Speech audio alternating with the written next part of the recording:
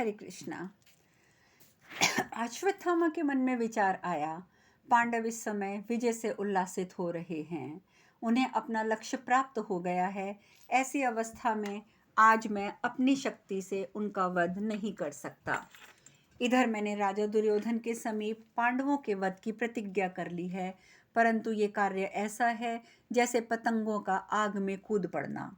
मैंने जिस वृत्ति का आश्रय लेकर पूर्वोक्त प्रतिज्ञा की है वह मेरा ही विनाश करने वाली है, इसमें संदेह नहीं है। यदि मैं न्याय के अनुसार युद्ध करूंगा तो अपने प्राणों का परित्याग तो मुझे करना ही पड़ेगा। यदि छल से काम लूं तो अवश्य मेरे अभीष्ट मनोरथ की सिद्धि हो सकती है। शत्रुओं का महान संहार भी तो संभव होगा। जहां सिद्धि मिलने में संदेह है उसकी अपेक्षा उस उपाय का अवलंबन करना उत्तम है जिसमें संशय के लिए स्थान ना हो। साधारण लोग और शास्त्र पुरुष भी उसी का अधिक आदर करते हैं। इस लोक में जिस कार्य को गर्णिय समझा जाता है, जिसकी सब लोग भरपेट निंदा करते हैं, वह भी क्षत्रिय धर्म के अनुसार बर्ताव करने वाले मनुष्य के लिए कर्तव्य माना गया है। इस विषय में न्याय पर दृष्टि रखने वाले धर्म चिंतन और तत्वदर्शी पुरुषों ने प्राचीन काल में एक श्लोक का गान किया है जो तात्विक अर्थ का प्रतिपादन करता है। वे श्लोक इस प्रकार सुने जाते हैं।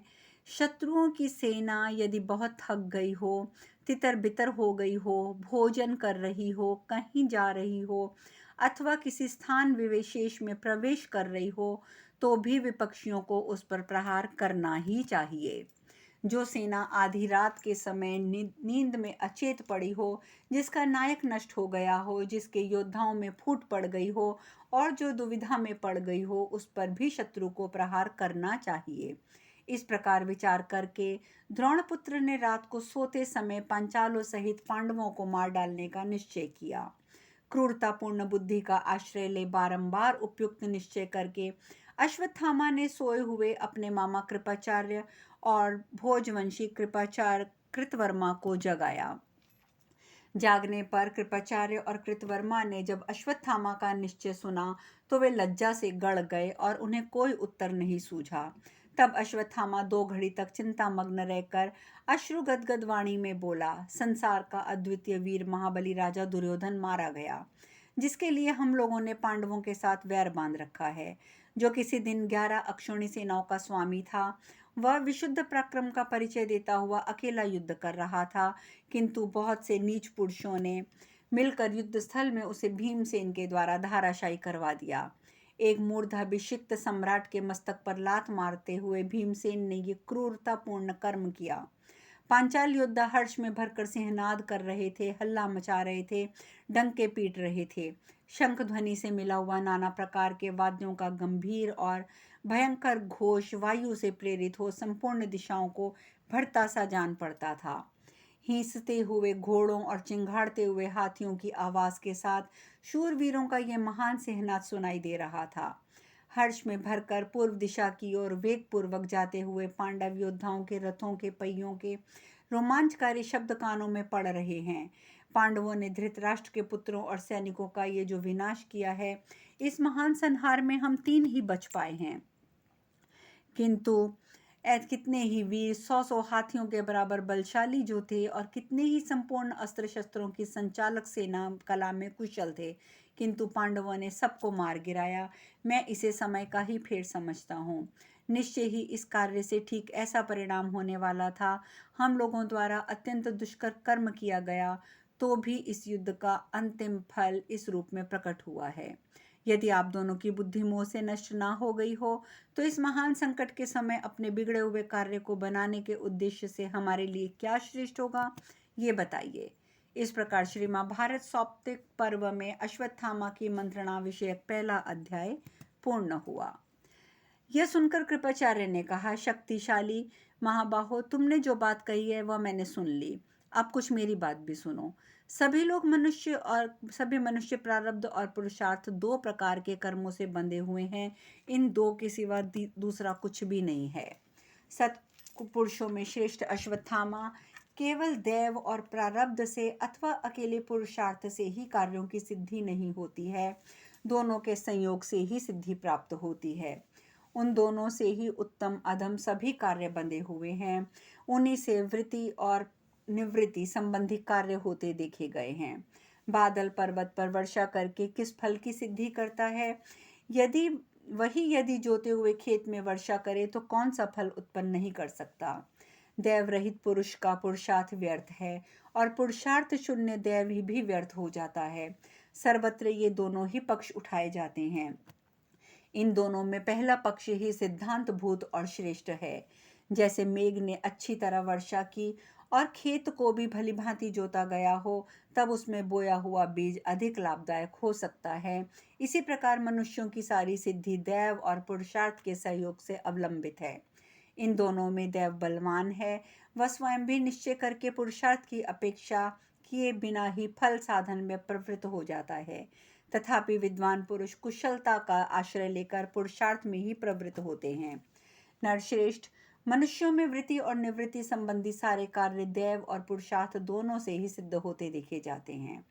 किया हुआ पुरुषार्थ भी दैव के सहयोग से सफल होता है और दैव की अनुकूलता से ही कर्ता को उसके कर्म का फल भी प्राप्त होता है।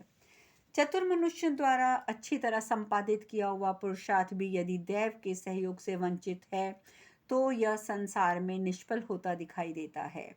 मनुष्यों में जो आलसी, मन पर काबू ना रखने वाले होते हैं, वे पुरुषार्थ की निंदा करते हैं, परंतु विद्वानों को ये बात अच्छी नहीं लगती है। प्रायः किया हुआ कर्म इस भूतल पर कभी निष्फल होता नहीं दिखाई देखा जाता है, परंतु कर्म ना करने से दुख की प्राप्ति देखने में आती है। अतः कर्म को महान फलदायक समझना चाहिए। यदि कोई पुरुष पुरुषार्थ न देख करके देव इच्छा से कुछ पा जाता है अथवा जो पुरुषार्थ करके भी कुछ नहीं पाता है, दोनों प्रकार के मनुष्यों का मिलना बहुत ही कठिन है। पुरुषार्थ में लगा हुआ दक्ष पुरुष सुख से जीवन निर्वाह कर सकता है, परंतु आलसी मनुष्य कभी सुखी नहीं होता है। इस जीव जगत में प्रायः तत्परता पूर्वक कर्म करने वाला ही अपना हित साधन करता देखा जाता है। यदि कार्य दक्ष मनुष्य कर्म का आरंभ करके उसका कोई फल प्राप्त नहीं होता पाता है तो उसके लिए कोई निंदा नहीं की जाती, अथवा वह अपने प्राप्तलव्य लक्ष्य को ही पा लेता है।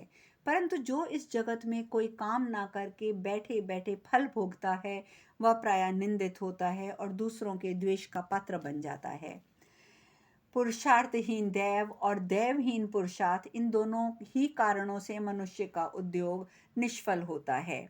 पुरुषार्थ के बिना तो यहाँ कोई भी कार्य सिद्ध नहीं हो सकता है, और जो दैव को मस्तक झुकाकर सभी कार्यों के लिए भली भांति चेष्टा करता है, वह दक्ष और उदार पुरुष असफलताओं का शिकार नहीं होता है।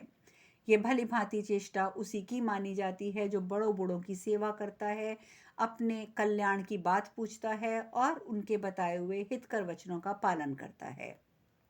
प्रतिदिन सवेरे उठकर वृद्धजनों द्वारा सम्मानित पुरुषों से अपने हित की बात पूछनी चाहिए, क्योंकि वे प्राप्ति कराने का उपाय के मुख्य हेतु हैं। उनका बताया हुआ वह उपाय ही सिद्धि का मूल कारण कहा जाता है।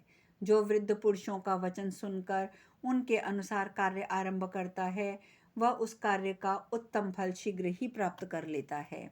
अपने मन को वश में ना रखते हुए दूसरों की अवहेलना करने वाला जो मानव राग, क्रोध, भय, लोभ से किसी कार्य की सिद्धि की चेष्टा करता है, वह बहुत जल्दी ऐश्वर्य से भ्रष्ट हो जाता है। दुर्योधन लोभदर्शी, लोभी और अदूरदर्शी था।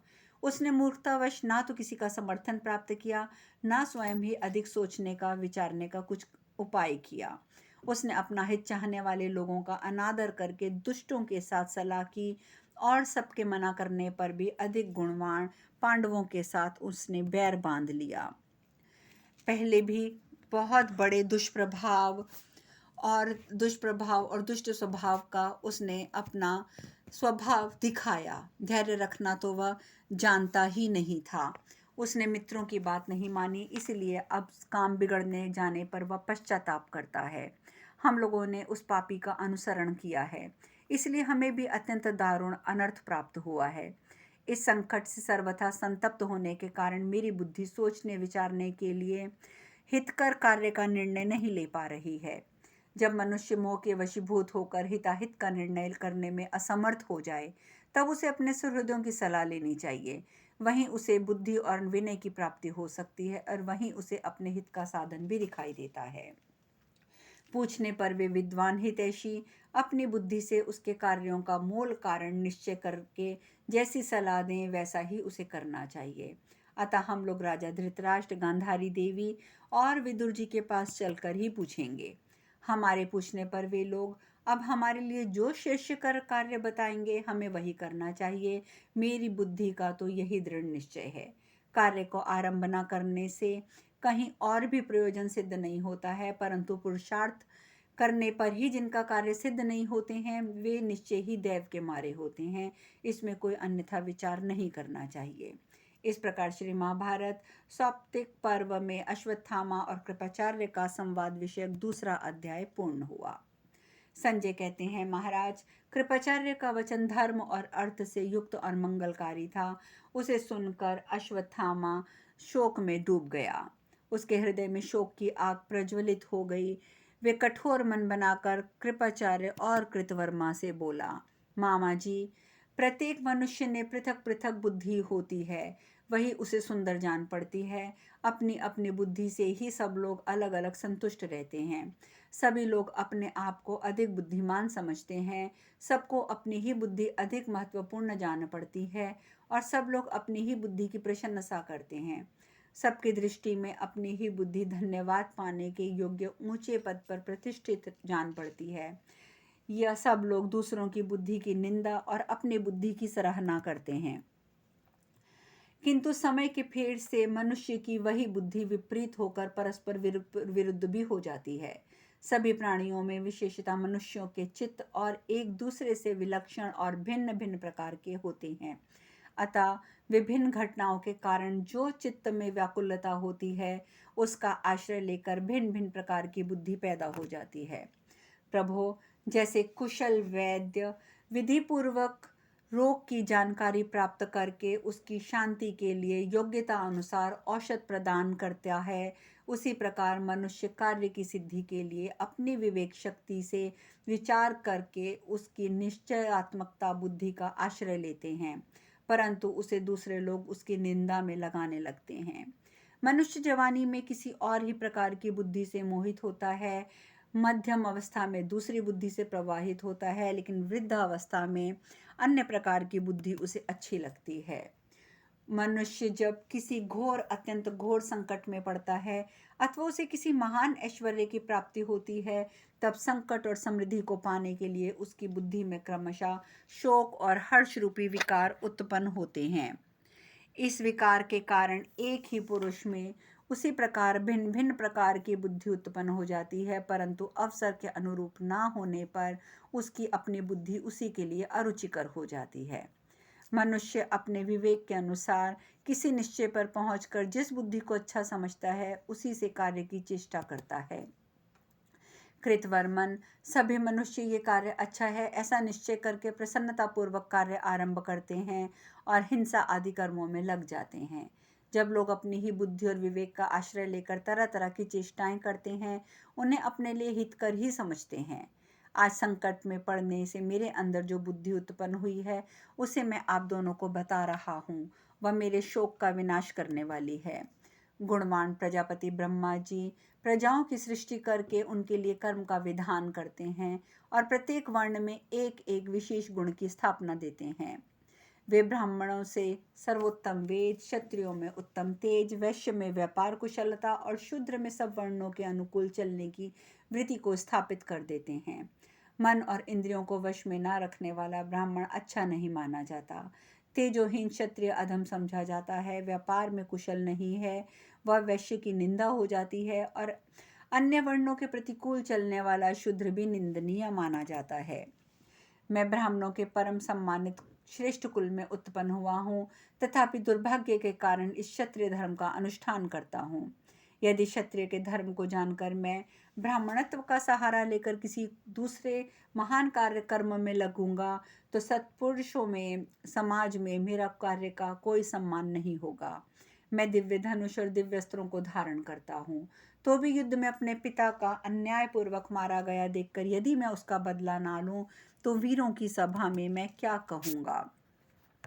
अतः आज मैं अपनी रुचि के अनुसार उस क्षत्रिय धर्म का सहारा लेकर अपने पिता और राजा दुर्योधन के पथ का अनुसरण करूंगा। आज अपनी जीत हुई जान विजय से सुशोभित होने वाले पांचाल योद्धा जो हर्ष में कवच उतारकर जुओं में जुते हुए घोड़ों को खोलकर बेखटके सो रहे हैं, वे थके तो हैं ही, परिश्रम के कारण चूर चूर भी हैं। रात में सुस्थिर चित्त से सोए हुए उन पांचालों के अपने ही शिविर में घुसकर मैं उन सबका संहार कर डालूंगा। समूचे शिविर का ऐसा विनाश करूंगा जो दूसरों के लिए दुष्कर है। जैसे इंद्र दानवों पर आक्रमण करते हैं, उसी प्रकार मैं भी शिविर में मुर्दों के समान अचेत पड़े हुए पांचालों की छाती पर चढ़कर उन्हें पराक्रम पूर्वक मार डालूंगा। साधु शिरोमणि, जैसे जलती हुई आग सूखे जंगल और तिनकों की राशि को जला डालती है, उसी प्रकार आज मैं एक साथ सोए हुए धृष्टद्युम्न आदि समस्त पांचालों पर आक्रमण करके उन्हें मौत के घाट उतार दूंगा। उनका संहार कर लेने पर ही मुझे शांति मिलेगी। जैसे प्रलय के समय क्रोध में भरे हुए साक्षात पिनाकधारी रुद्र समस्त पशुओं पर आक्रमण करते हैं, उसी प्रकार आज युद्ध में मैं पांचालों का विनाश करने के लिए उनका काल रूप हो जाऊंगा। आज मैं रणभूमि में समस्त पांचालों को मारकर उनके टुकड़े टुकड़े करके हर्ष और उत्साह के साथ संपन्न पांडवों को भी कुचल डालूंगा।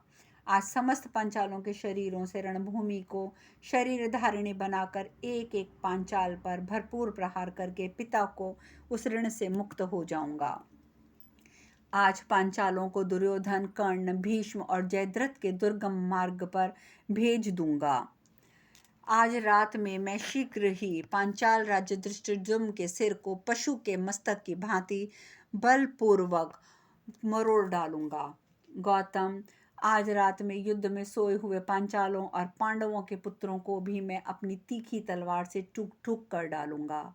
महामते, आज रात को सोते समय उस पांचाल सेना का वध करके मैं कृतकृत्य एवं सुखी हो जाऊंगा। इस प्रकार श्री महाभारत सौप्तिक पर्व में अश्वत्थामा की मंत्रणा विषयक 3रा अध्याय पूर्ण हुआ। अब शेष कथा कल। हरे कृष्णा।